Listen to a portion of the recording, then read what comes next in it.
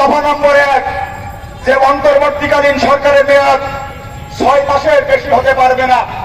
দফা নম্বর 2, অন্তর্বর্তীকালীন সরকারের কেউ পরবর্তী নির্বাচনে অংশগ্রহণ করতে পারবে না। দফা নম্বর 3, গ্রহণযোগ্য তদন্ত কমিশন স্বতন্ত্র ট্রাইব্যুনাল গঠন করে গণহত্যাকাণ্ডের বিচার করতে হবে।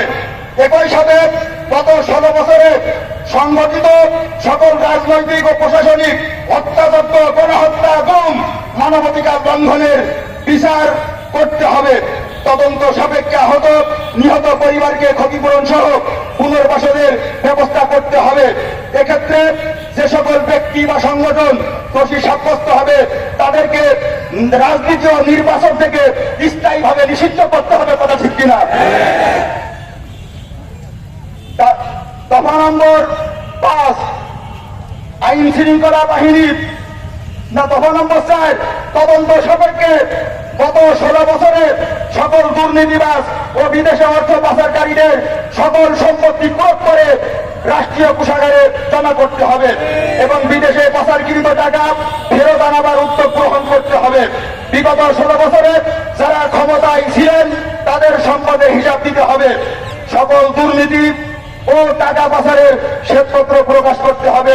দফা নম্বর 5, আইন শৃঙ্খলা বাহিনী, প্রশাসন, বিচার বিভাগ সহ প্রজাতন্ত্রের যে সকল কর্মচারী আইন, সংবিধান, শপথ লঙ্ঘন করে অপেশাদার আচরণ করেছেন তাদেরকে বিচারের মুখোমুখি করতে হবে।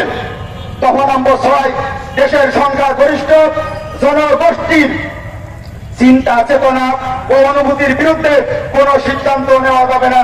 দফা নম্বর 7, নির্বাচন কমিশনকে পুনর্গঠন করতে হবে এবং অবাধ, সুষ্ঠু, গ্রহণযোগ্য, অংশগ্রহণমূলক নির্বাচনের জন্য সংখ্যানুপাতিক পদ্ধতি, পিআর পদ্ধতির প্রচলন করতে হবে। দফা নম্বর 8, আওয়ামী দুঃশাসনের বিগত 16 বছরে সবচেয়ে ক্ষতিগ্রস্ত হয়েছে এদেশের সাধারণ শিক্ষা খাতের মান ও নৈতিকতা। এই ক্ষতি দ্রুত সময়ের মধ্যে কাটিয়ে ওঠার লক্ষ্যে দেশপ্রেমিক শিক্ষাবিদ ও উলামায়ে কিরামের সমন্বয়ে একটি জাতীয় শিক্ষা কমিশন গঠন করে প্রয়োজনীয় পদক্ষেপ গ্রহণ করতে হবে। দফা নম্বর 9, উলামায়ে কিরাম জাতির ধর্মীয় নেতৃত্ব প্রদান করেন, তারা উম্মার ঈমান আমল রক্ষায় কাজ করেন। সেজন্য অন্তর্বর্তীকালীন সরকারে উলামায়ে কিরামদের মধ্য থেকে প্রতিনিধি অবশ্যই থাকতে হবে। উক্ত 9 দফা বাস্তবায়নের আজকে সারা দেশব্যাপী হযরত পীর সাহেব হুজুর এই কর্মসূচি ঘোষণা করেছিলেন। সংগ্রামী সাথী ও বন্ধুগণ, আমাদের বসে থাকলে চলবে না। বিগত 16 বছরে এই রাষ্ট্রের যত ক্ষতি হয়েছে, এই রাষ্ট্রটাকে আমাদেরকে সংস্কার করতে হবে। কথা ঠিক কিনা? সংস্কার অলরেডি শুরু হয়ে গেছে। আপনারা জানেন, একটা বছর 2022 সালে এদেশে মানে শেখ মুজিবের মূর্তির নামে 450 কোটি টাকা আজকে এই মূর্তির নামে আজকে এই রাষ্ট্র থেকে আমার আপনার মাথার ঘাম যারা আজকে অর্থ দিয়ে এই মূর্তিগুলো তারা তৈরি করেছিল। মূর্তি আজকে বঙ্গোপসাগরে নিক্ষিপ্ত হয়েছে। কথা ঠিক কিনা? আজকে বিভিন্ন যে নিজের পাপের নামে যে সমস্ত স্থাপনাগুলো তৈরি করেছিল সেই সংস্কার অলরেডি গতকাল থেকে শুরু হয়ে গেছে। আপনারা জানেন যে জাতির পিতা হযরত ইব্রাহিম আলাইহিস সালামের নামে যে পদ্মা সেতু অভিমুখে যে মহাসড়ক এক্সপ্রেসে সেটার নাম পরিবর্তন হয়েছে। সকলে বলি আলহামদুলিল্লাহ।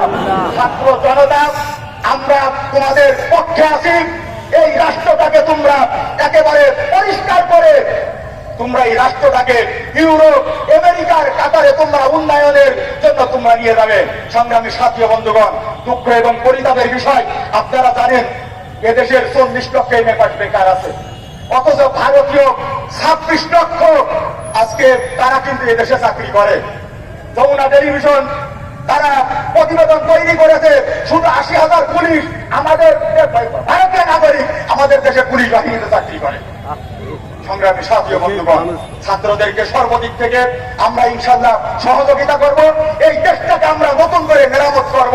ইসলাম দেশ মানবতার কল্যাণের লক্ষ্যে হযরত পীর সাহেব চরমানের হাতকে আমরা ইনশাআল্লাহ শক্তিশালী করব। জুলুমবাজ, দুর্নীতিবাজ, এই খুনি আর কোনো শাসককে আমরা দেখতে চাই না।